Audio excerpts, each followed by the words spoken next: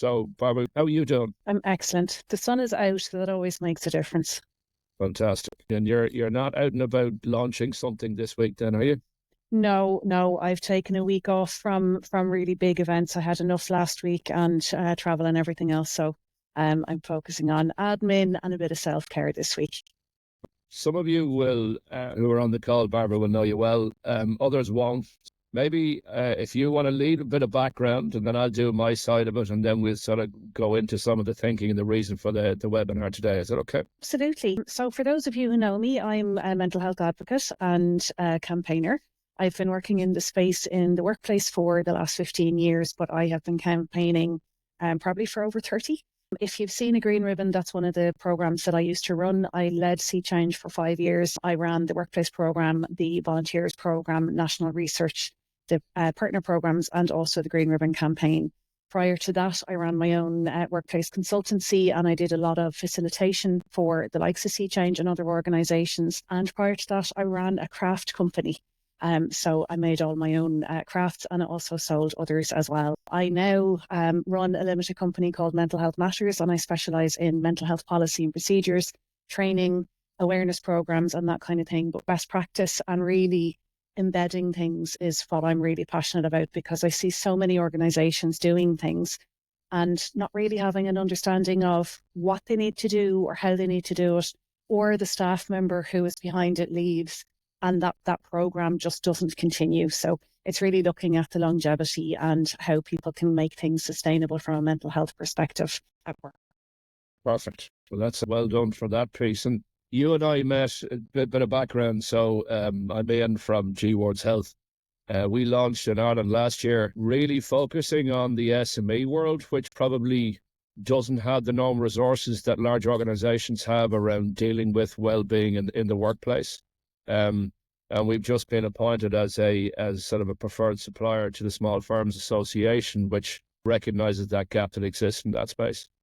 We met at a network event, Barbara, about sort of 6-8 weeks ago, and you were talking about the mental health reform, the new frameworks that are coming out, and also the impact of the change in the mental health bill that's currently going to Dáil at the minute, and the impact, I suppose, both on business and also on employees. So maybe we'll reverse it and talk about the employee side first. Yeah, absolutely. So as I mentioned there are a lot of organisations that are doing lots of different things. And the problem that I see is that, first of all, there's nothing mandatory. There's no guideline as to what best practice is here in Ireland. And even for those organisations who are doing a good job, they're still left in that space feeling, are we doing the right thing? Why are people still not engaging with what we're doing? Or what is the next thing we can do? If we've already done something, is it that we need to be repeating it? And then actually understanding legislation. So from an employment law perspective, or the UNCRPD, which looks at the rights of employees and people with disabilities. So the impact of those things and how to communicate that. And then from the employee perspective, actually understanding what our rights are as an employee, how to approach the conversation with your employer around reasonable accommodations, around supports.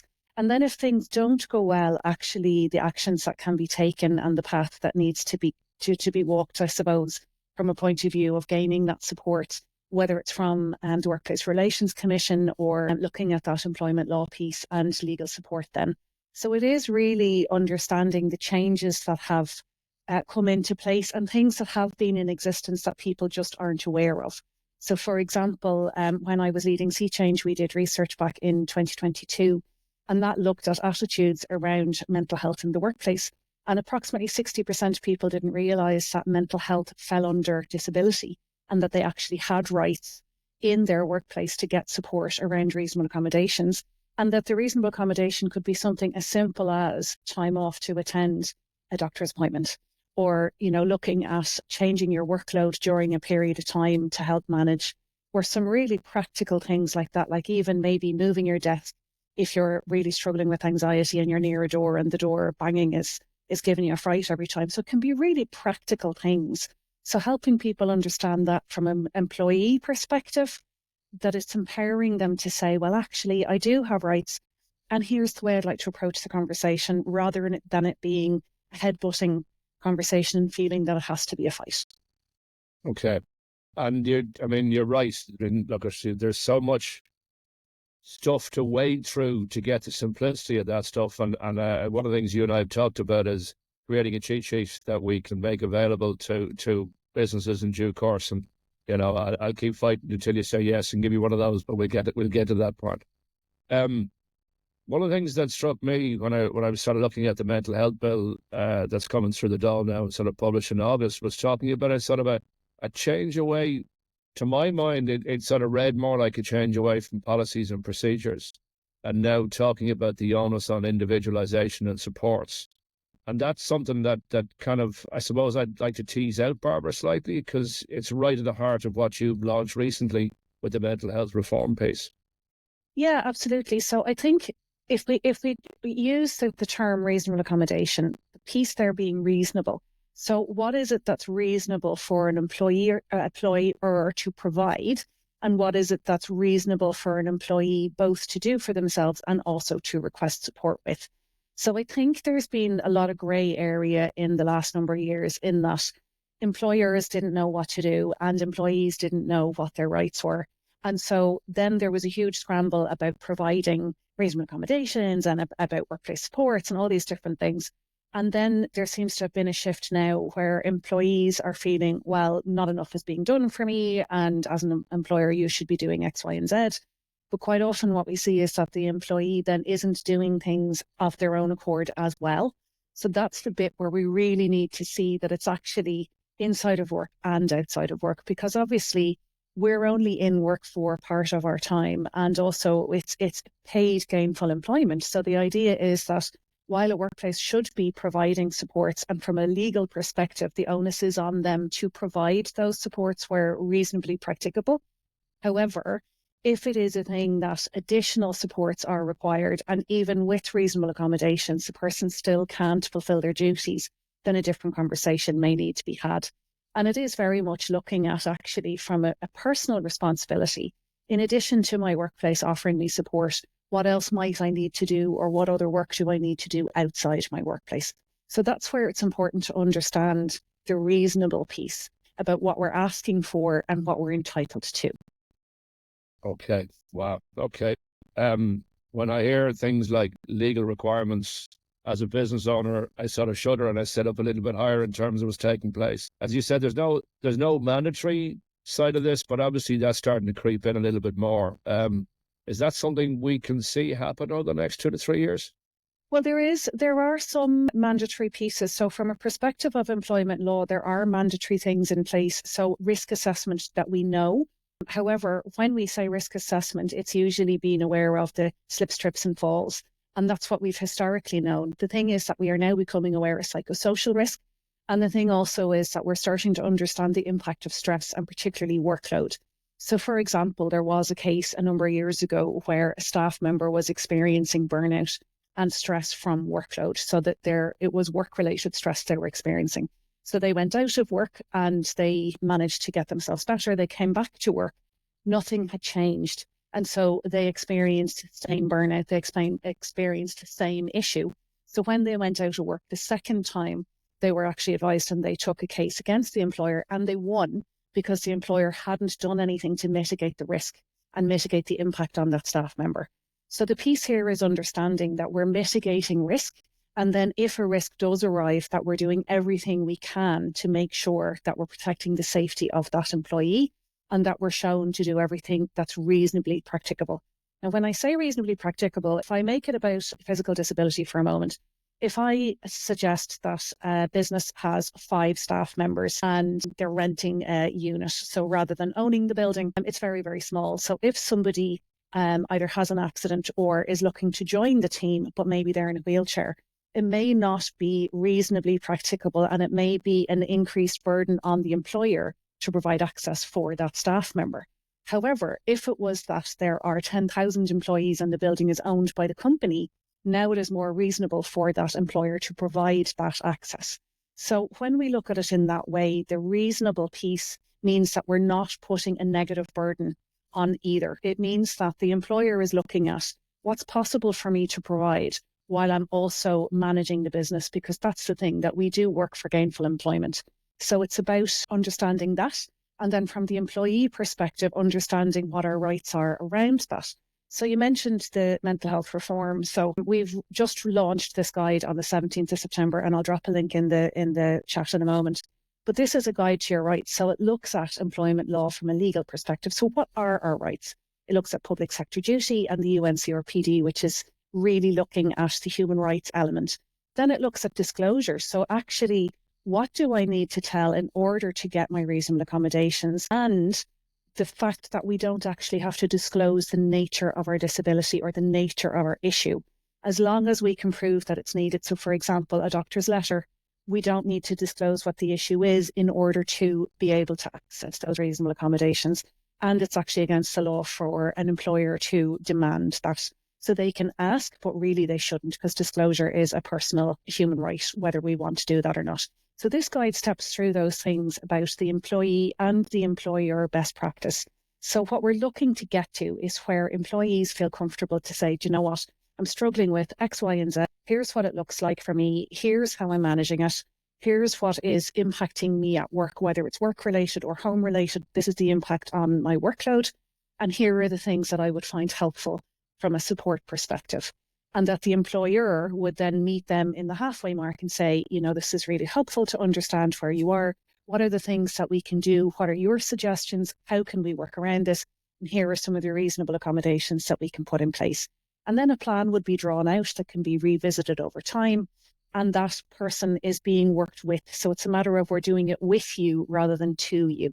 In the same way, if somebody goes out of work, that a plan should be put in place for that return, that it's practical, and that it's looking at not just the physical return, but also the psychological and psychosocial return as well, because the impact on how we feel, how we think on those relationships, especially from a mental health absence, is absolutely huge. So it's really important that we manage it properly.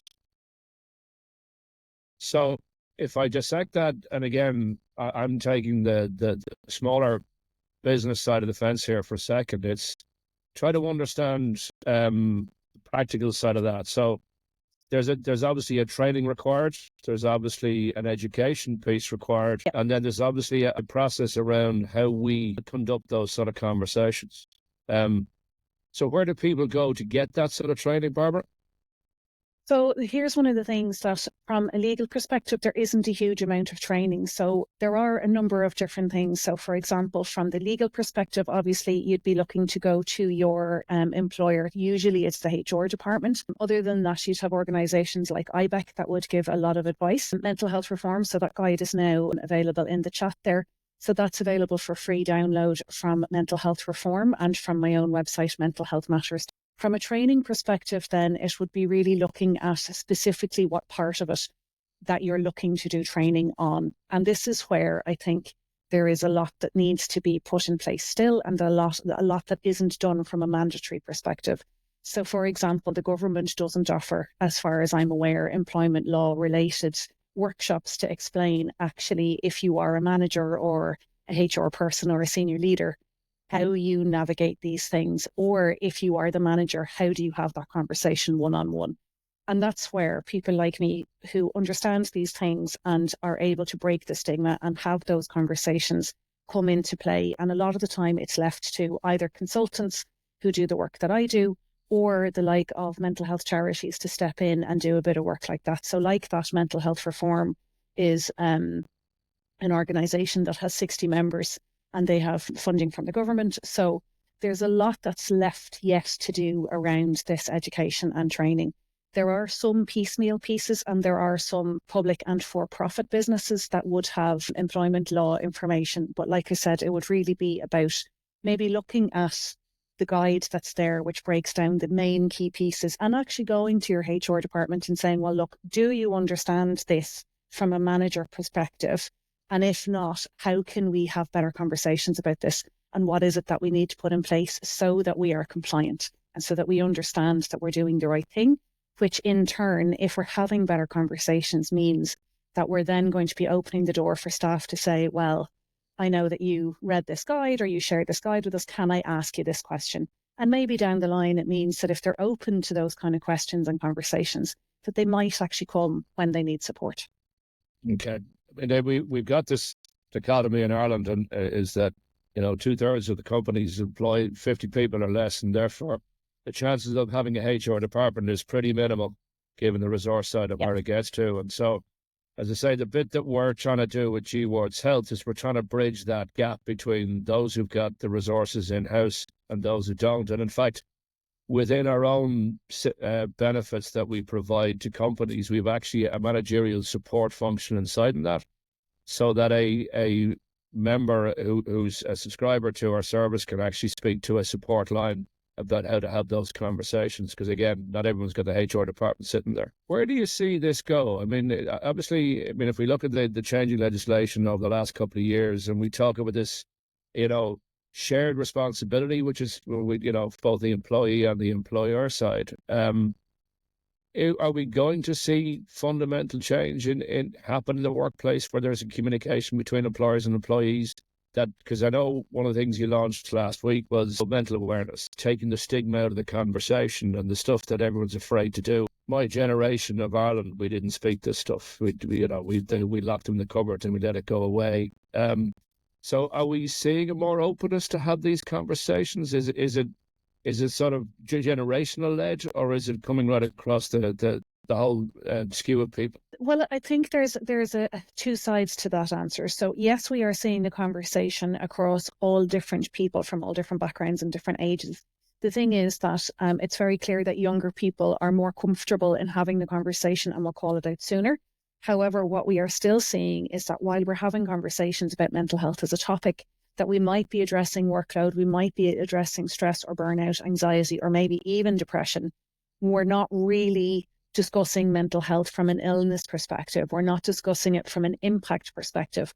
And things like the more severe and complex mental illnesses are not really being approached yet. So this is things like bipolar disorder, schizophrenia, borderline personality disorder, eating disorders, and a multitude of others, because there is still a huge amount of fear.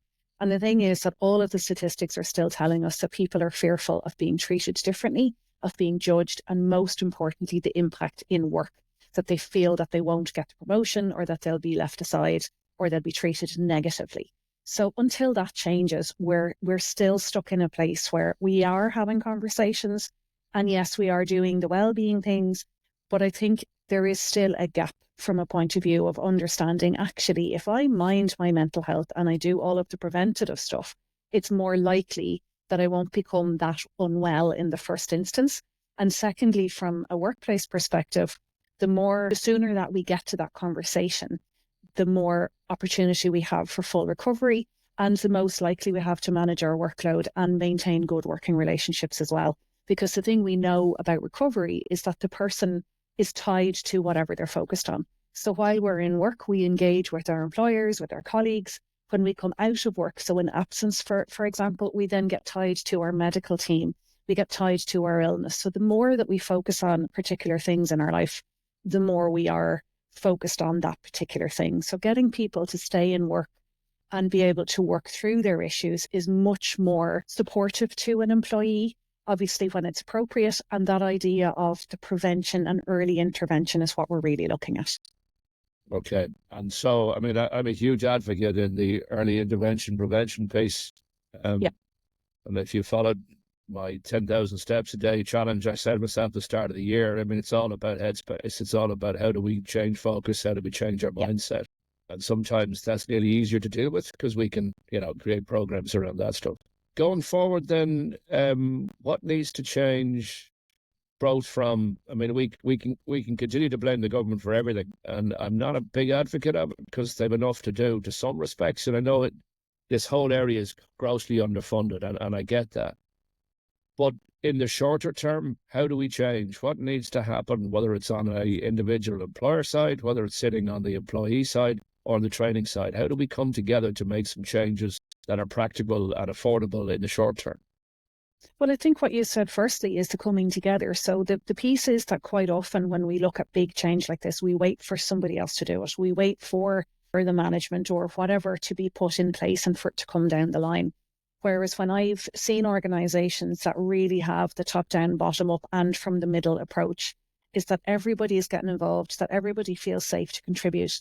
that it's recognized that it is a global concern and that it really is something that we all have mental health and that our needs can be quite different. Creating this camaraderie in work where it's okay to have a day where, do you know what, I'm not 100%, I'm still able to function and do my job. I'm just not in great form today.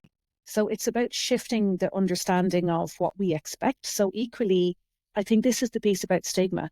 When we ask people to talk about their mental health, it's not about asking people to unpack all of their lifelong traumas or all of the relationship difficulties or every deep sadness that they've had. It's about actually saying it's okay to say, do you know what, I'm not great today, and leave it at that. And to be able to just hold that space, because what that does is it allows us then not have to hide or pretend. And then equally, if we are incredibly stressed or a little bit low or whatever that is, if we're owning that, then when we have a meeting and maybe we're a little bit short with our colleagues, if we're owning that and saying, do you know what, I'm not in great form, so if I am a little bit short today, please don't take it personally. That then changes the dynamic. And on top of that, what it does is it opens the door that if something down the line becomes worse, that we might be able to say, well, you know, I didn't have a great day 8 weeks ago. Actually, things haven't improved. I need a little bit of support. What does that look like? So then it's the conversation of the employee starting to ask questions and understand from the rewards perspective. Well, you're doing this and you're doing that, but actually my workload doesn't allow me to attend those because they're on the lunch break and, you know, I need to take my break. So you're telling me, take a break, get away from my screen, eat my lunch, and then you're putting things on during my lunch break, or, you know, you're putting them on after work and I have to get home and mind my kids, or whatever those things are. Or do you know what? You've talked about the employee assistance program and I'm still a little bit concerned because I don't know if I can use that. Well, I have a financial issue and I don't know, is that something they can help me with? So it's about the employee maybe trying to understand more about what's available and asking. And then from the other side, the employer being clearer about things, because quite often, particularly with EAP programs, what I see is that the number is blasted out. And here's a program you can engage with, but they don't talk about, you know, the questions you get asked, for example, when you answer the phone or when your call is answered. You're told it's confidential, and yet you get asked your name, your telephone number, your company, what your issue is about. And so people feel, well, that's not confidential, but they want to know your name because you're human. They want to know your phone number in case they need to ring you back. They ask your location in case they need to meet in person with you or provide a counsellor. They need to know your company so they know who to bill. And lastly, and most importantly, what the issue is, because if you're struggling with bereavement, there is no point in connecting you with a financial advisor. So that feels very different. And it's the same with employment law. It's the same with reasonable accommodations. It's the same if somebody goes out of work and they're told you are going to get a perfunctory email from finance that is just going to be 2 sentences long and it's going to give you information and a link that you need in order to claim whatever illness benefit. But it's nothing personal. It's an automated thing. Whereas if we don't have that conversation, when you get that email, you can say, I've been working here for 15 years and I'm having this really hard thing and I've just got this 2-sentence email. Where's the human touch in that? And I think that's the bit when we're going forward, we're looking at the AI coming in to be supportive, but we're also seeing that human touch. And we're seeing that the more we communicate on a simple level. So it's about not waiting until things are done and being 90 or 100%, but actually at every marker that we can to be able to say, well, we're 30% in, or do you know what, these things have happened and actually it's been put on hold for another 2 months, but we're being transparent about that. So I think the communication is really, really important in how we do it. And also asking for help, that sometimes maybe instead of saying, well, I need to finish this project, going to the rest of the team and saying, well, what would you like to see? And can you give me some time that we can do it together and we can get through it sooner? So I think it's that collaborative piece, it's the communication, and it's about breaking down the stigma through education. Pretty good.